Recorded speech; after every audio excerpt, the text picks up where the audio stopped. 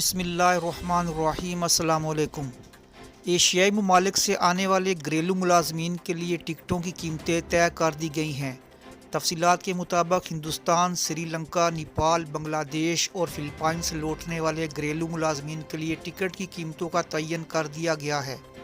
Director general of civil aviation, Kuwait airways اور Jazeera year ویز کی انتظامیہ کے مابین ہونے والی میٹنگ سے یہ نتیجہ اخذ کیا گیا ہے کہ وہ کویتی شہری جو اپنے گھریلو کارکنوں کی واپسی چاہتے ہیں، ان کے لیے پیکج کی لاگت کو کم کرنے کے لیے ٹکٹوں، ادارہ جاتی قرنطین، کھانوں اور PCR ٹیسٹ کی قیمت فی شخص 350 روپے مقرر کر دی گئی ہے۔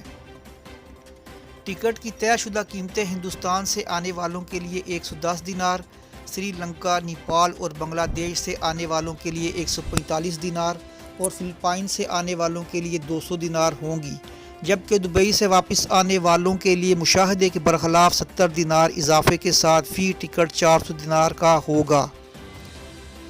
غیر متوقع مارکیٹ کی صورتحال کی وجہ سے گھریلو ملازمین کے ٹکٹ کی قیمتوں میں نمایاں اضافہ ہوا ہے، خاص طور پر چونکہ دستیاب نشستوں کی مقدار بہت کم ہے۔ اس لیے ملک کے محکمہ صحت کے حکام نے روزانہ 600 نشستوں کی حد مقرر کر دی ہے۔ توقع کی جا رہی ہے کہ تقریباً 80,000 گھریلو ملازمین اس کا فائدہ اٹھاتے ہوئے سفر کریں گے، تاہم ایئر آپریشن بتدریج دوبارہ شروع کیا جائے گا۔